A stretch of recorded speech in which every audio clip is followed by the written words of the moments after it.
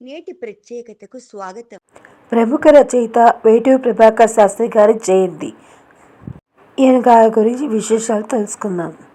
భాషా పరిశోధకుడు, చరిత్రకారుడు, రచయిత, విమర్శకుడు, రేడియో నాటక రచయిత, తెలుగు సంస్కృత పండితుడు. చరిత్రలో లభ్యమవుతున్న మొట్టమొదటి తెలుగు పదము నాగబుని కనుగొన్నది ఈయనే.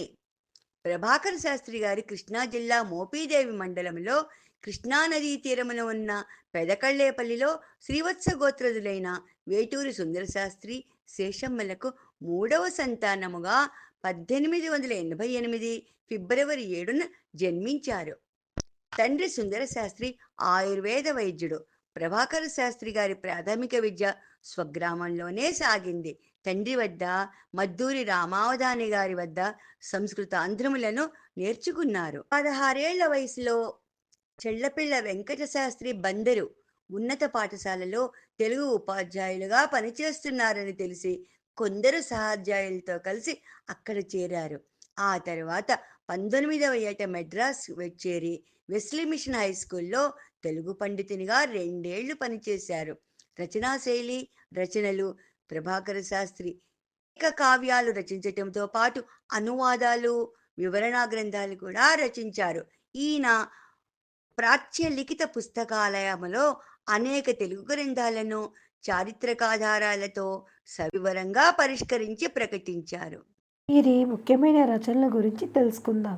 శృంగార శ్రీనాథం, క్రీడాభిరామం, బసవ పురాణం, రంగనాథ రామాయణం, తంజావూరి ఆంధ్రరాజుల చరిత్ర, ప్రాచీనాంధ్ర శాసనములు, శాతవాహనులు, ఇక్ష్వాకులు, రెడ్డిరాజులు, చాటుపద్య, మణిమంజరి.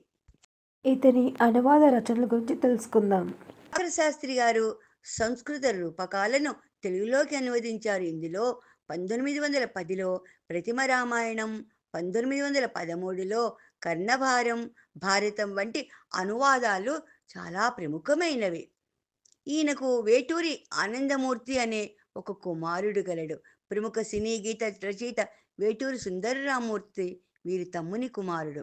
మరియు ఆయన యొక్క సేవలు ప్రభాకర శాస్త్రి గారి తెలుగు భాషా సాహిత్య చరిత్ర పరిరక్షణలో ఎంతో ముఖ్యంగా కృషి చేశారు. వేటూరి ప్రభాకర శాస్త్రి గారికి ఆయన జీవితకాలంలో అనేక అవార్డులు, గౌరవాలు లభించాయి. తెలుగు సాహిత్యం, చరిత్ర, భాషా పరిశోధనలలో ఆయన చేసిన అపార కృషిని గుర్తించి వివిధ సంస్థలు మరియు సమాజాలు కూడా ఆయన్ని గౌరవించాయి. దీనికి సంబంధించిన అవార్డుల గురించి తెలుసుకుందాం. తెలుగు సాహిత్యంపై చేసిన విశేష కృషికి సాహిత్య అకాడమీ నుండి ఈ అవార్డును పొందారు.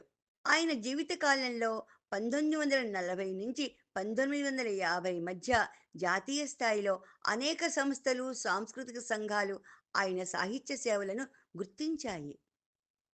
వేటూరి ప్రభాకర శాస్త్రి గారి తెలుగు భాషా అభివృద్ధి, పరిరక్షణలో చేసిన కృషికి అనేక ప్రాంతీయ సాహిత్య సంస్థలు, విద్యా సంస్థలు అన్నీ కూడా గౌరవించారు. వేటూరి ప్రభాకర్ శాస్త్రి గారి రచనలు తెలుగు భాషా శాస్త్రాన్ని నెమ్మదిగా, సాంకేతికంగా మరింత సుస్పష్టంగా అందించాయి.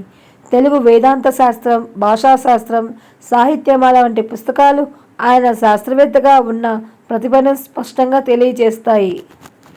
వేటూరి ప్రభాకర్ శాస్త్రి గారి శాస్త్ర గ్రంథాలు, రచనలు, సాహిత్య సంబంధిత ఆలోచనలు తెలుగునాట వారి వారసత్వంగా ఇంకా మిగిలి ఉన్నాయి.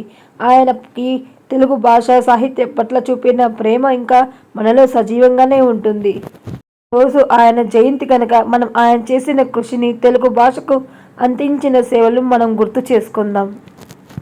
వేటూరి ప్రభాకర్ శాస్త్రి గారు ఆగస్టు 29, 1950లో తనువు చాలించారు.